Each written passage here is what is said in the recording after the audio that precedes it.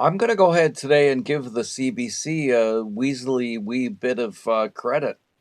They had some academics from Montreal saying that the curfews, well, there's no evidence that they work, and logically they wouldn't work because what they do is they force everybody to do the shopping in the daytime.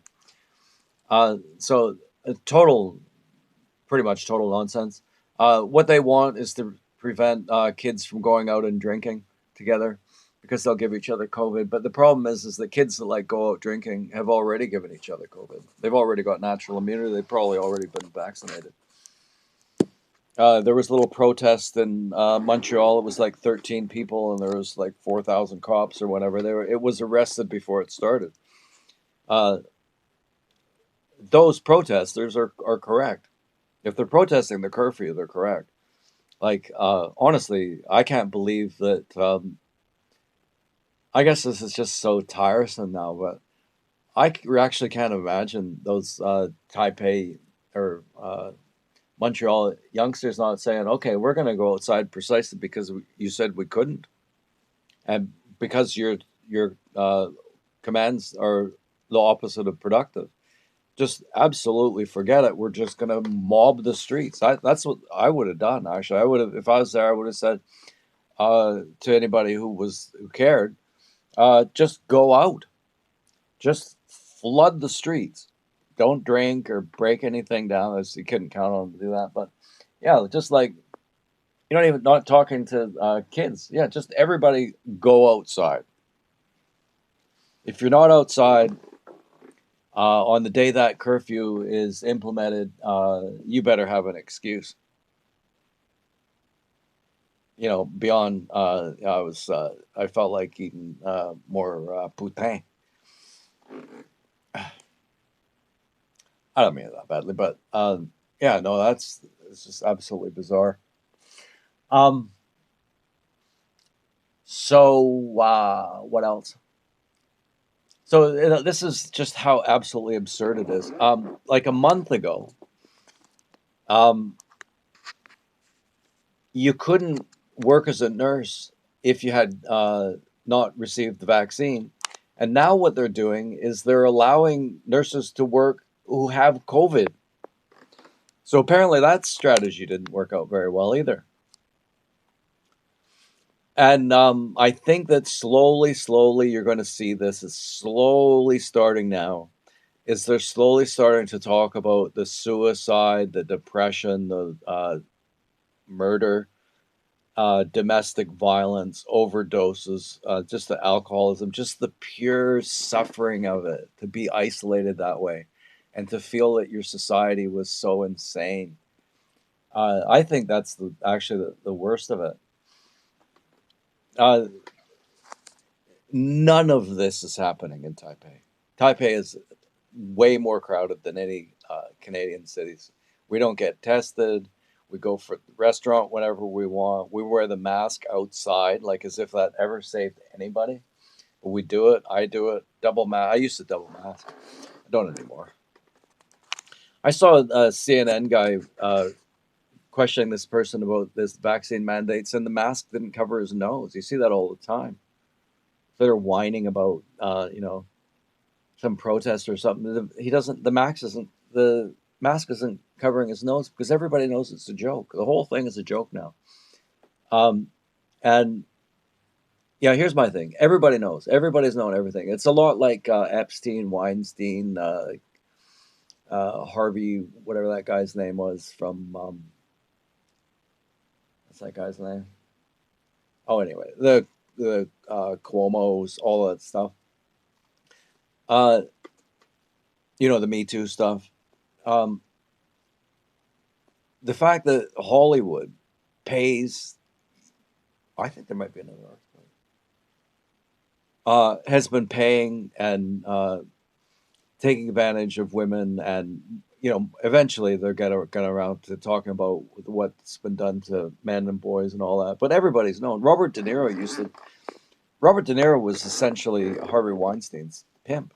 Quentin Tarantino knew. Everybody knew. Yeah, how could you miss it? I mean, they put it on the screen all the time, right? Everybody knew. And so, like in Canada, everybody knew that we had trusted China for the COVID vaccine, and that stalled us. And everybody knew you couldn't trust China. And everybody knew that Empress Tam was working for the who was paid by China, and that Empress Tam called us all racist for thinking that we might want to have a travel ban from China. Partly because China had its own internal travel ban, and she called us a racist. Fauci is, if we have our way, headed for prison because he helped pay for gain of function research that was being conducted by the People's Liberation of Army, and was without a doubt, they're thinking about using it as a biological weapon. And right now, the only question is whether that's actually what it was. And Canada helped pay for gain of function research. And Theresa Tam knew that the vaccine would be coming by air, or the a virus would be coming by air from Asia. And when she said the risk to Canada was low, uh, she wasn't taking into consideration the flights coming in from China. She belongs in jail, and so does Trudeau, and probably so does Patty Hajdu, who was just took Empress Tams's advice. So when I say everybody knew, I didn't mean everybody knew, because if you weren't listening to, essentially, who would it have been?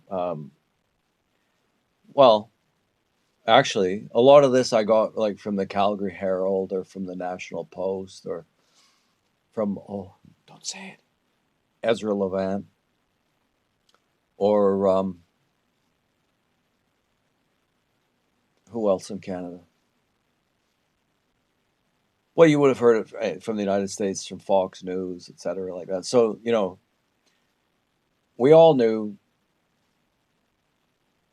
Uh, Basically, we all knew all of it, all the way through. And the people who knew, the Hollywood stuff, or the people who worked in Hollywood, the people who knew about the medical stuff, are working in medicine. Um, Canada doesn't want to say that they've caused so many suicides, and so much depression and domestic violence and drug abuse and failure to learn. Like, kids haven't had an opportunity to learn how to read each other's facial expressions. The damage that this has done to kids, it'll take decades to figure this out, even to really get an understanding of what damage has been done, not just to kids, but to everybody. Um, and for a virus is, for most people, no worse than a flu. It wasn't even a flu for most healthy young people. They wouldn't even know that they had it. Uh, so the government doesn't want to relinquish the power it's given them to control every democratic freedom, expression, movement, gathering, all the rest of it. You can gather for a BLM protest. Uh, Trudeau might even come and get on his knees for if you do a BLM protest. Um, and because they're funded, their campaigns and their lifestyles are funded by pharmaceutical companies. So they knew, for sure. They knew, for sure. The universities knew, because they get their money from a lot of it from China and from pharmaceutical companies. So politicians knew, academia knew, journalists should have known, did know, and yeah, that's the through line, I guess. I don't know. Did I miss anything? It's just that, yeah, everybody knew everything pretty much all the way through.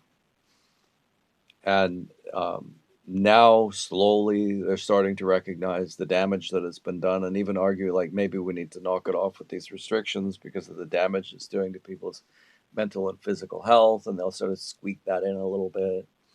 And they'll never admit that, the vaccines. Okay, here's the last one. The vaccine companies don't want to talk about the adverse reactions because they might get sued. Although I think the agreement is they'll never be sued for adverse reactions.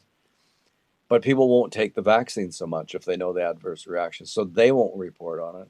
And the government won't report on the adverse reactions because then it'll make them look as though they made bad policy decisions. So, and to the extent that they're paid for by the Liberal government, they're not going to admit it. Um, so it's obvious why they would lie about that. It's inevitable that they would lie about that. They did lie, they are lying, and will continue to lie into the future.